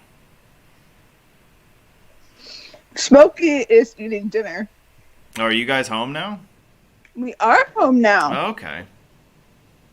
Yeah, we got home a while ago. Oh, all right. Oh, I see that I forgot to mention there is a place called the Big Ugly Wildlife Management Area near Chapmanville. I actually brought up when I was doing my research in Corridor G, I found a web article that said Corridor G, Road to Adventure and Fun. And they talk about places you can go kayaking and one of the big attractions that they can mention, and we'll see this in Charleston, Cabela's. But they also had things like they'd mentioned, basically hiking, and you can go to a place, natural rock formation up in Charleston called the Devil's Tea Table, and see old sawmills, and Forks of Coal State Natural Area, which is off of the Little Coal River Road, up, a little bit closer to Charleston. But they mentioned a bunch of different places that you can basically have recreation along Corridor J, because as they say, West Virginia is wild and wonderful. Well, that's the rumor, isn't it? Yeah, it's a good rumor. Yeah. I'd say they're onto something. While we are in a bit of a lull here, Doug, what were you working on as far as the blog is concerned, and as far as podcast episodes and stuff like that? I know I mentioned I just uploaded an article about the Comstock covered bridge in Connecticut. Yeah. And next thing that I'm going to work on, I haven't decided yet. Who knows? I might work on something on Rhode Island. Yeah, so But you probably have not. so you have an advantage there because you've been there much more recently than I have. I actually don't even have any pictures, really. No, my 'Cause- grandfather grew up in Rhode Island. Yeah, that's right. Right? Wasn't he out? Where was he? Out in the Newport area? Yeah, this is over 100 years ago. Now, he grew up there and got out of Rhode Island. He went to New York City. Okay. That's my short family history with Rhode Island. But no, I have no idea what I'm going to work on next. I might do something with Oregon or New York or Iowa or anywhere, really. My next podcast, I want to go back into talking a little about some of the state overviews. Basically, like, these are roads that are interesting. I say check these out. I might do something in New Hampshire or something like that. Who knows? Or Vermonting. Yeah, you haven't done an episode on Vermonting yet, have you? I don't think so. Yeah, not yet. But Yeah. there's plenty to talk about Vermont. Yeah, that would be a big episode. Unless Yeah. you were to split it up a little bit. But, yeah. Well, you could probably do that for most of the states, I would say, right? Because, I mean, you pretty much... Like right now I'm doing a general overview, and then that allows me to kind of, from there, expand. I know that we were talking about doing an episode at some point where we were talking about food along the road. Right, yeah. Yeah, well, that would be an interesting series to do, yeah, because That's a great general. It's great for general interest because if you go on a road trip, one of the things that you're going to want to enjoy is the food. Whether you go to a place like you travel to a different part of the country, and it's like, hey, like I'm in the Midwest, I can actually go to Culver's and get a pork tenderloin sandwich, some Wisconsin cheese curds, and a frozen custard. That's right. Or you can explore the basically the best of what that town you're passing through for the night has to offer. Yeah, just passing through. That sounds like a good podcast series, doesn't it? Yeah. Somebody should Yeah. come up with that. Somebody should trademark that. Yeah, see, the food is something that really is a memorable part of a lot of my trips. I frequent Pizzeria Uno at every town that I stop at along the way, and I think it's fantastic. Just kidding. I know that some of you understand the inside joke there. I actually do not. Original Chicago pizza. Yeah. I actually don't remember the last time I went to a Pizzeria Uno. That's probably a good thing. I went there once. There was a Pizzeria Uno in Latham, New York. It's been closed for a number of years now. I think they built it. I think the Panera is where Pizzeria Uno used to be. It is. We used to have an Uno pizzeria here in Bel Air, Maryland, but that sadly is no more. Let's see. I last stopped at an Uno, I think, in 2016. But Yeah, I want to say the last time I went to a Pizzeria Uno, Bill Clinton was president. Wow. yeah, that's. You've probably got me beat there. That might have been the only time I went to Pizzeria Uno. Yeah. Yeah, it unfortunately does not have a good memory in my mind. That was where my dad tricked me into meeting his girlfriend back in 2005. Oh, boo. When- See Lorraine booing that too.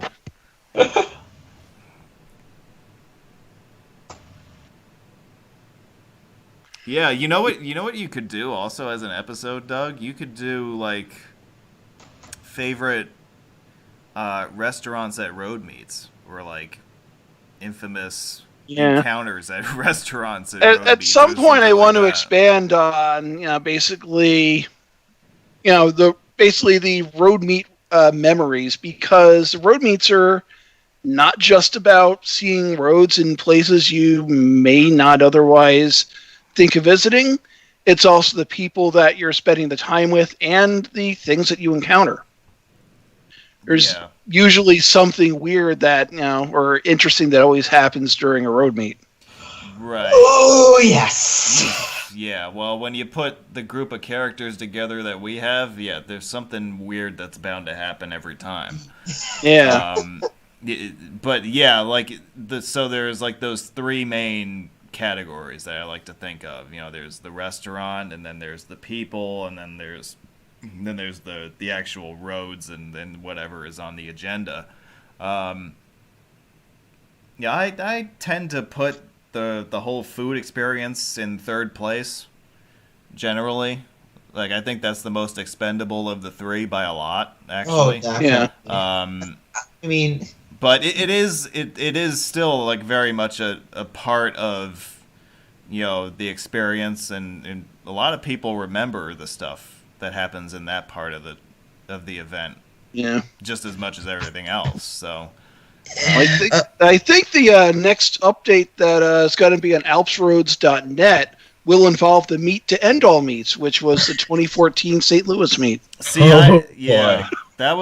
that's one that I've always heard about, like, from you guys. That sounds like one that I really should have gone to. Although that was before I was really going to meets, really. Right. Meet. That meet was epic. Yeah. Yeah. Yeah. I went with the Alps man himself. I remember, I think, was it Steve, you and I were, I think we're at some, house party, and we're talking about it while we were drunk or something like that, and that's how we wound up going to St. Louis. Oh, God. I actually flew separately. I actually flew halfway across the country to a road meet. Wow, look at you. And I did not rent a town car that time either. Oh, man. Damn it. But the thing is, it's I flew it Friday, and I'm like, oh, I'll just drive on Friday, Saturday, and drive on Sunday morning. Fly back out Sunday evening. My flight was canceled, so I had to fly out the next day, which was St. Patrick's Day. I wound up getting a standby in first class, where I sat next to a drunken healthcare executive who kept on trying to get me to drink Bloody Mary, drink with her on Bloody Marys on 6:00 in the morning on St. Patty's Day. Wow. I'm trying to think of the craziest meet I've ever been to. I don't really have any that are that out there. I do think that, Pittsburgh 2 years ago was interesting. I think in large part because of how that was set up. Like, you had a very underaged person as the host, which was a little odd, but that created some memorable stuff in and of itself. But there was that one. Well, I just really like Pittsburgh too, but and then there was, I think, Laura, when was the last Baltimore meet? Was that 2015? It was 2015. I did go to that one. Yeah, I remember that one had a huge turnout for that one. That was also the one with Rob Sargent was riding shotgun with me the whole time, and so that was, a greatest hits album in and of itself. Yeah. And then Speaking of West Virginia. Yeah, and then that was also the meet with the infamous Pizza John's restaurant. Oh, right. We, as Marylanders, kind of forgot that a lot of our meet attendees come from New York and New Jersey. So what we consider to be our best pizza, and I still stand by as our best pizza, was not so much a hit with everyone else. It did not get rave reviews from certain people. Yeah. I remember as the Newburyport meet, it was after the meet. I think you and I were waiting to meet up with Shondor for dinner, and then there was that drunken woman who started hitting on you. Oh yeah, right. Oh shit, that was in Hampton Beach, wasn't it? That was in Hampton Beach, yeah. Yeah. You see, I'm glad you mentioned that, Doug, because for your food episode that we were thinking about, that was actually something I was going to bring up. So, I mean, they had some good. There was like I think it was just like a bar with burgers that I had found on Yelp that had good reviews, and they were good burgers. I don't remember the place. I'd have to go online and look for it. Yeah, I forget the name. It had a really goofy name, but yeah. It's probably named after Tom Brady or something. It is New England after all. It might be, yeah. Actually, but, I think the word goat is in the name. For some. Oh, that's why we have the internet. Hold on. That's occurring to me now for some reason. But yeah, like that. I remember the Newburyport meet because of that. The after meet dinner that we went to. That meet, I actually thought that was, I hosted that meet, and I thought it was one of the better meets I hosted. Yeah, that was a neat one because it featured a lot of things that are like trigger words for people in the hobby, like abandoned alignments and bridges, and obviously there's other stuff in between, but there were some neat stops along the way with that one that I really enjoyed. That restaurant was called the Goat. See, okay, so you called it, Doug. It's named for Tom Brady. Yeah, and they have poutine. Do they? Yes, apparently they do. Yes. Yeah, I don't remember if any of us actually tried it, but yeah. I did not. But yeah, I remember the burger I had was very good. Yeah, I do remember the food was pretty good. But they had a local tap also that I tried, and that was pretty good too. But yeah, that was one of those. That's one of the few places that was still open in Hampton Beach. Obviously most of the places along the seacoast are seasonal, but that's a restaurant that I would definitely bring up in the food episode. Yeah. I don't think I had a beer during that dinner because I had to drive down to the Cape afterwards. Oh yeah, you were doing some weird Cape clinching. I was heading. That well, weekend. I hadn't been to the Cape in a number of years. I'm like, I'll just go down to the Cape. Mm. It was a lot cheaper than anywhere else in New England I could have stayed at. Oh, yeah. It was Halloween weekend, so basically, basically everyone goes to Salem, so. Yeah, well, that's part of the reason why I wanted to stay in Hampton Beach that weekend, because, again, that area is a ghost town in late October also. Yeah. But yeah, on the subject of memorable meets, I think somebody already brought it up in the chat, but you always remember your first one. And yes. My first was one of the days of the New York, New Jersey meet in 14. And I have not been that prolific as far as attending meets is concerned. I have never hosted one. But well, you've hosted virtual meets. Yeah, so like online meets. Right. So like I've never hosted an actual meet. I've thought about it in the past, but then I just kind of took the ideas that I had for meets and kind of spun that off into its own little series. So that's kind of where the online road meet idea came from. That's something we're going to have to get back into doing, hopefully this year. Basically, I remember what you were saying was basically, how basically innovating and thinking out of the box. Yeah, we've mentioned innovation quite a bit tonight, haven't we? Yes, we have. How we've been able to make the last year work and how we've been able to evolve and grow the hobby in general. And you only really do that by thinking outside the box and trying different things. And you could also marry a road geek and make more road geeks. Well, yeah, that's a plus too. Yeah. Hopefully, she'll grow up to love roads. We'll find out. She's not going to be a squib. Yep. And also, going back to the innovation and doing different things. Look at basically how many people watch along with us every weekend. Yeah, so like I was thinking about this very thing actually before we went live tonight, and I gathered that there are approximately I'm gonna preface all this by saying that, our hobby is relatively small. We're not like,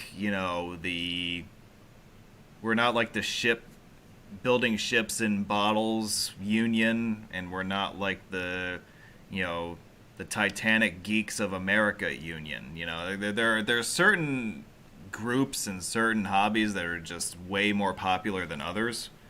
I would not consider what we do to be mainstream by any stretch. So I know this going in, right? And so I was thinking, well, how many people, for instance, are members of the AA Roads Forum community? And I calculated and I estimated that there are about 4,000 of us that have accounts on that forum. Right, and people participate, in various ways. Some people, basically are more active. Some people lurk. Some people use like Facebook instead. Yeah, so you got a grab bag. Yeah, so you kind of have to fiddle around a little bit. But if let's say there are 5,000 people across the hobby, right? Or at least the ones who know that they are addicts about roads and they choose to, carry out their addiction on the internet. Yeah. You figure that every Saturday we do an event and there's 50 people watching. Well, that's 1% of the hobby. Yeah. Now that may not sound like a lot, but imagine how big a live stream would be if 1% of everybody who built model airplanes watched a live stream. Or building sailboats in glass bottles. Imagine what 1% of that hobby how big that would be. That's I think it's pretty commendable what we've built the last year. Yeah.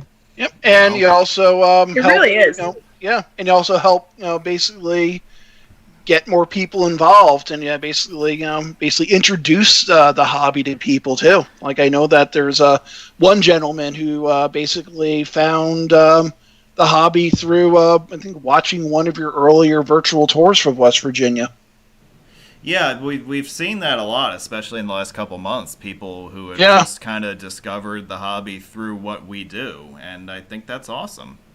But that's what happens when you're not afraid to innovate. Is that you stumble on things that work and that are awesome, and you innovate. And are you gonna swing and miss every once in a while? Yeah, sure you are, but that doesn't scare me as far as the idea of it,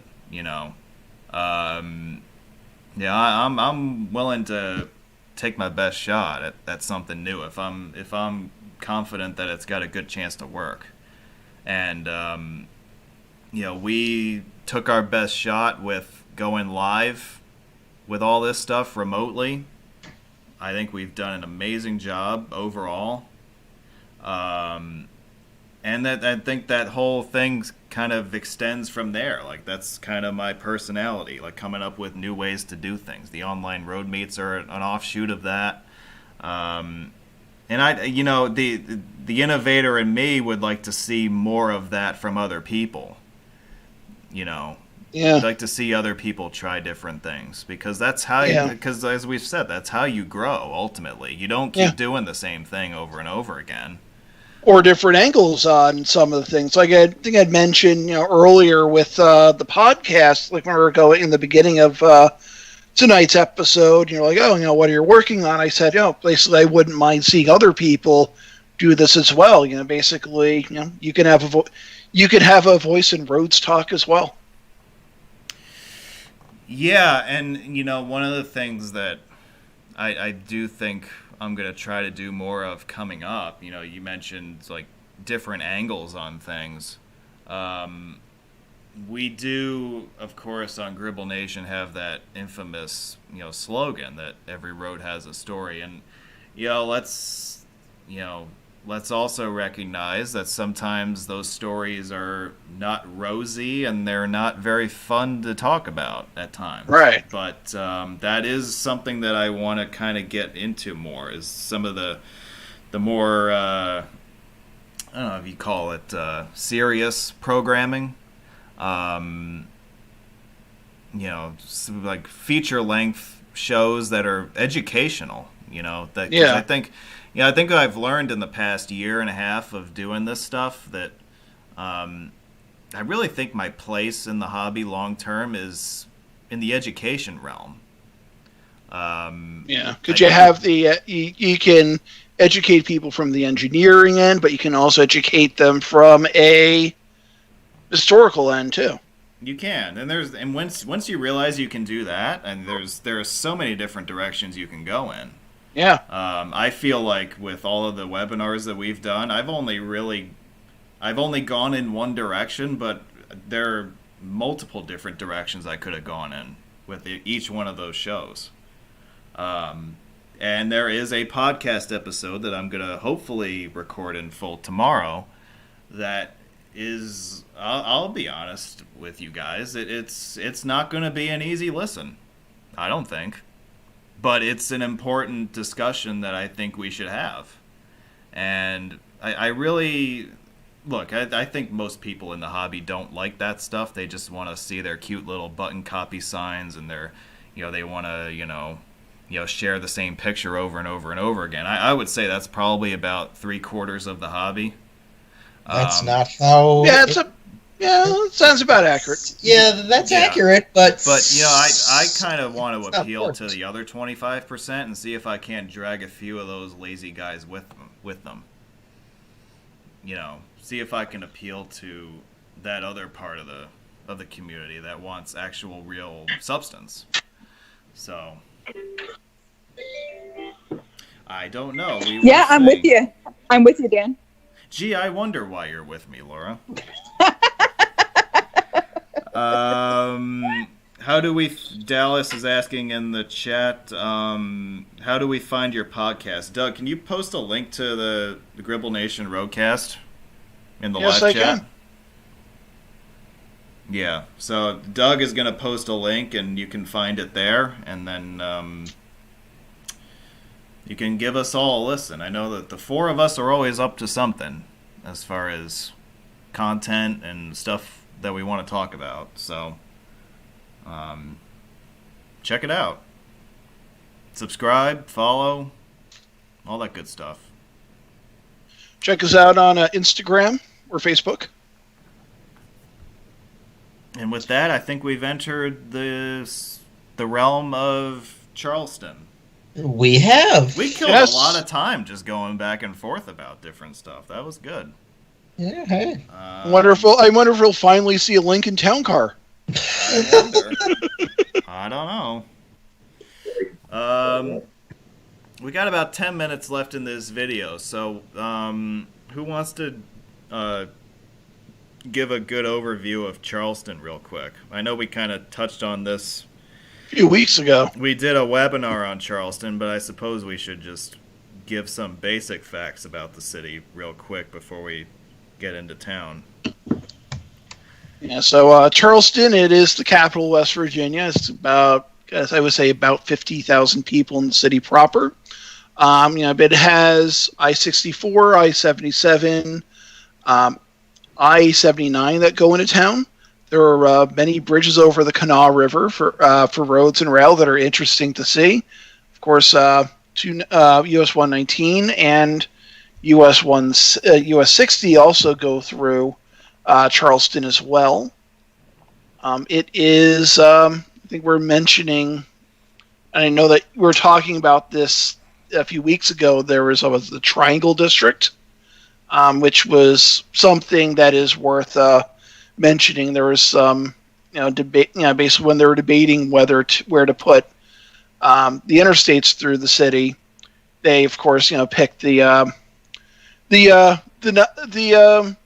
what's a word I want to look for, the minority section of town, and leveled that, and basically they kind of set aside the culture of Charleston back, many years.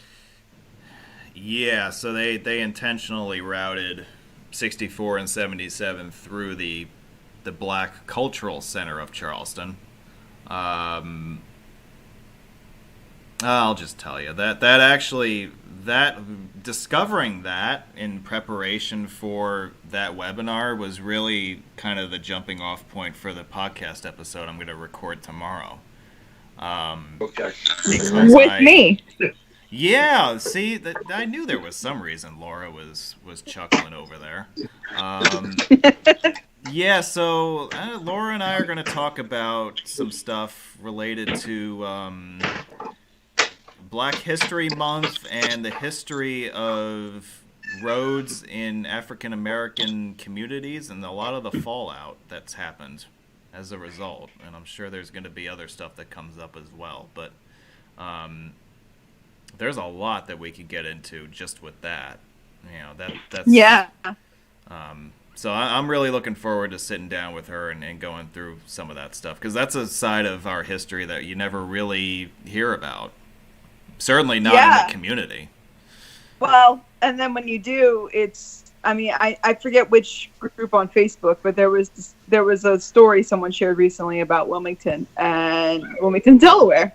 And a lot of the comments are very much like, oh, this is overblown, blah, blah, blah, or this was half a century ago, get over it. And so there's a lot of people in the community who, I guess, don't see the big deal. And so, yeah, that's what is going to make tomorrow challenging. So I think you and I are definitely going to challenge that attitude and idea. I am going to throw the challenge flag on that stuff and call BS about it, because yes, that is a very popular sentiment within the hobby. Yeah, and I'm sure there will be a lot of in-depth. I know, dear. That's right. That's right. But there's a lot of in-depth conversation that I think we should have, and I completely agree. Rainey does too. It upsets her very much. That's right. And another thing about Charleston, and I mentioned this a few weeks ago when I was part of the webinar on Charleston, the 0 milestone from which all West Virginia state highways are measured from is in Charleston, across the street from the state capitol. Oh.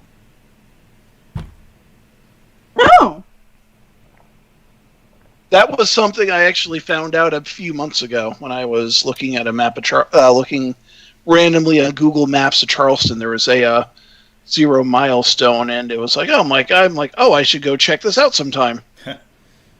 It's like right across from the Capitol building? Yeah, on Canal Boulevard, right between the Capitol and the river. No, I would have driven right past that then. Yeah, I don't think I found out about it until after you did your West Virginia trip. Of course. Yeah, isn't that how it always works out? Yeah. And you just find pictures of it on Google Maps, and it'll show you where it is. It's something a little different. That basically you probably if you were just driving through town, you probably wouldn't think twice about looking for it. Yeah, no, that's true.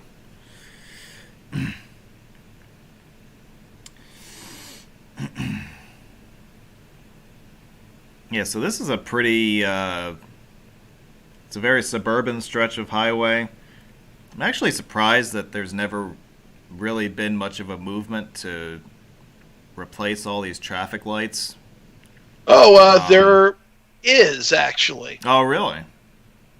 So I had basically there was an article that was out in the end of 2019, and I'll actually post a link to that in the live chat as well. And basically what that is, it says West Virginia Department of Highways, they're unveiling a simpler, cheaper alternative to easing Corridor G congestion. So essentially in September 2019, basically the state highway planners showed proposals of easing traffic jams on Corridor G in Charleston. Proposals cost between $25 and $51 million. And basically the alternatives require new bridges, traffic signals, ramps, and underpasses or overpasses to be built, often on rights-of-ways now occupied by homes and businesses. And I think they were trying to think outside the box to do something a little bit different. So what they're going to be trying to do with this. It says basically there were says innovative intersections is what they called about, basically to improve the traffic control. They're going to use what they are calling restricted crossing U-turns or R-cut intersections, which restrict traffic from side streets entering large highways to right turns only, and eliminate side street traffic straight across the main highway. It says that the R-cuts also restrict vehicles on the main highway to right turn only exits, but to include accommodations for U-turns, allowing drivers to backtrack and turn right on the desired exit they had to bypass. And says that two-phase traffic lights at R-cuts help drivers safely make the U-turns. And the proposed changes would be on Corridor G, or US 219, between McCorkle Avenue and Emerald Road, which is the road into the Ashton Place Shopping Center. And then says an R-cut intersection will be built at Hickory Road, Wandale Lane, Oakwood Road, Cotto Road, Green Meadow Road, and a few other places. And they're saying, according to the Federal Highway Administration studies, the use of the R-cut intersections reduces the number of collisions causing injury or death by 54% compared with the use of traditional intersection signal lights. Yeah, most people in the hobby own R-cut as a super street intersection, but so if you aren't familiar with an R-cut but know what a super street is, they are basically the exact same thing. Well, we reached the northern terminus of Corridor G at the interchange with I-64.